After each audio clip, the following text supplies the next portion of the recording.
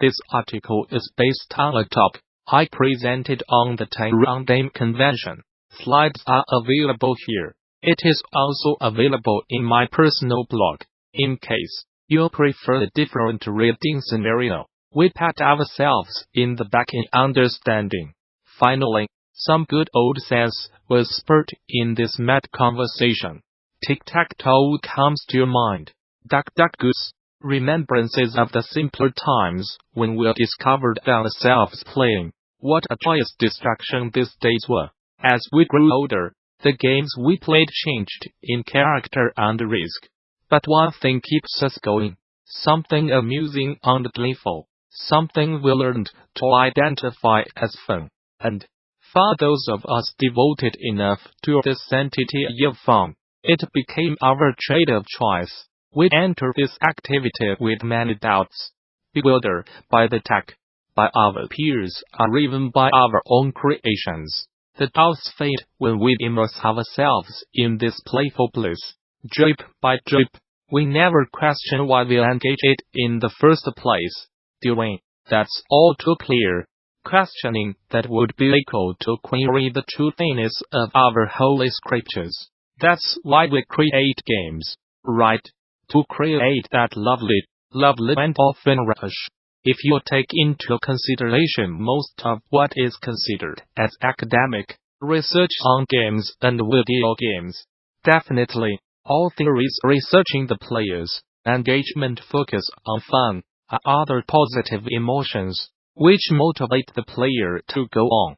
Theory of fun, from Koster, or even Nikki's motivation of play, are all based on the positive feedback players encounter in games. All these researches can be summarized in behavioral psychology, positive reinforcement. If the subject receives a positive stimulus while doing the action, both things become intertwined to a point when the action itself becomes the reward, even without the stimulus. If, when you move your avatar to collide with a yellow spherical object, we give you imaginary points and play a pleasant-sounding effect, sooner or later the sound itself becomes positive.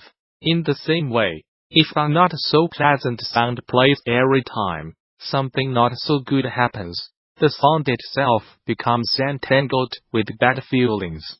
Reinforcement is the basis of the car loop concept that we use on an everyday basis to talk about game design.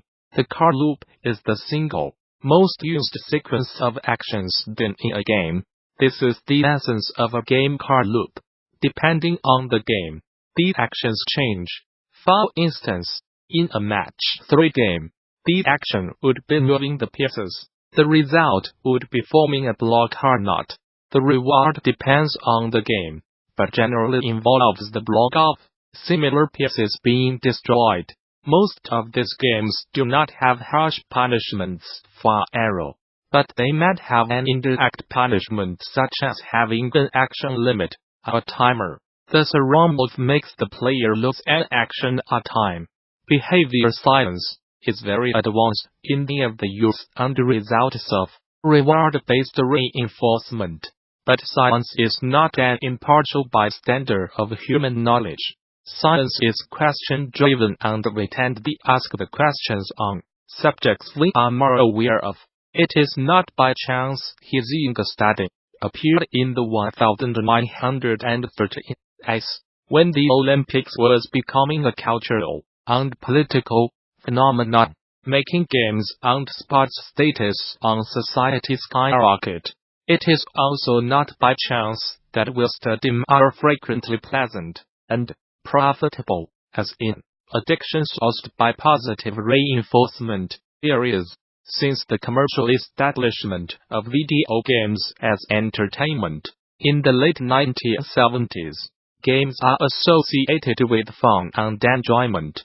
That's a reminiscence of their origins, being first targeted at children as home consoles, as a bored pastime, as penny-operated machines later called arcades. But we are way past these days of introduction. Video games are a thriving industry, on the reach of every human on this planet, that have any access to the internet. As a whole new medium, games can and should provoke all range of human emotions and reactions, and question the boundaries of its language in every opportunity. And yet, video games started as fun experiences, and it is hard to break through this stigma. But human psyche is much more than a bunch of happy experiences.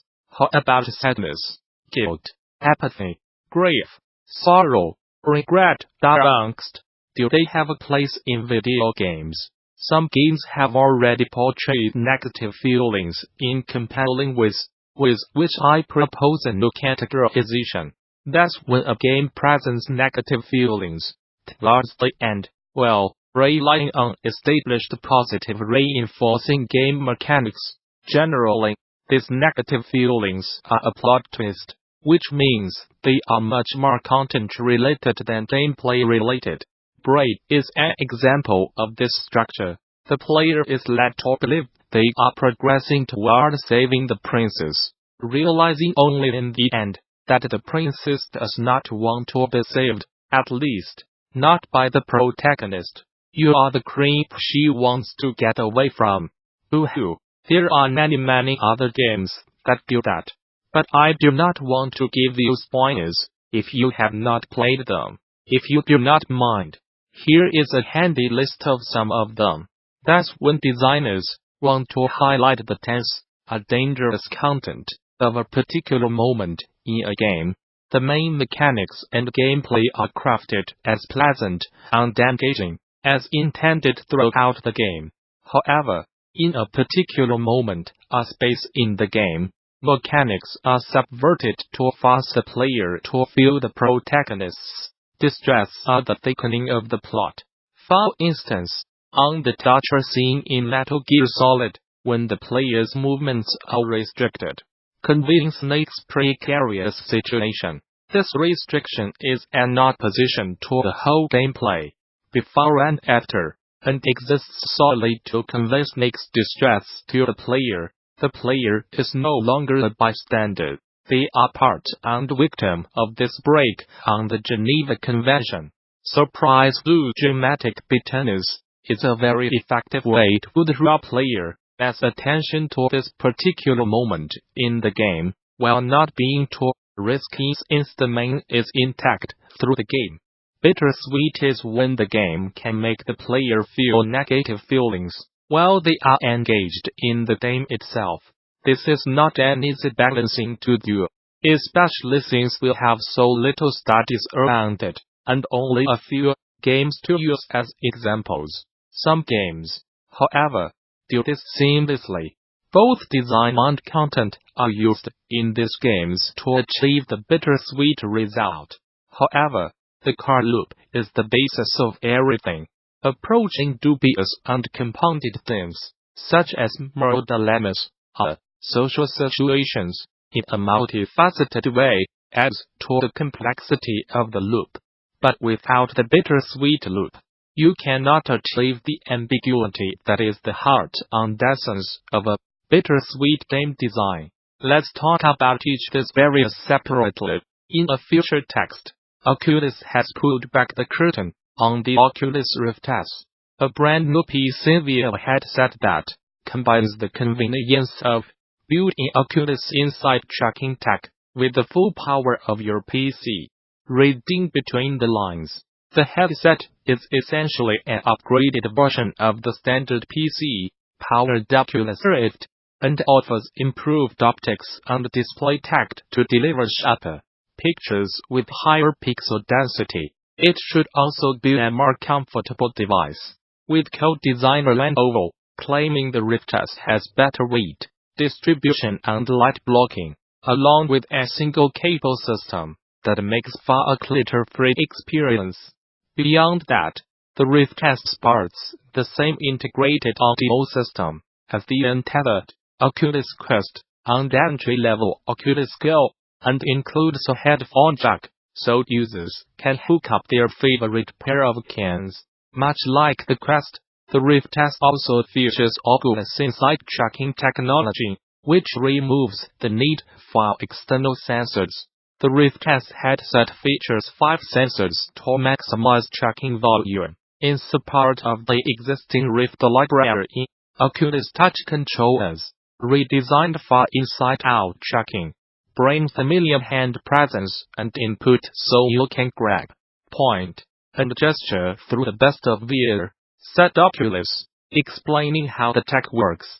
We are also enabling a true stereo correct PASSTHROUGH feature. PASSTHROUGH. It utilizes Oculus runtime advancements, including audio, to produce a comfortable experience with minimal depth disparity or performance impact. It's especially helpful anytime you need to step or see outside of your play space.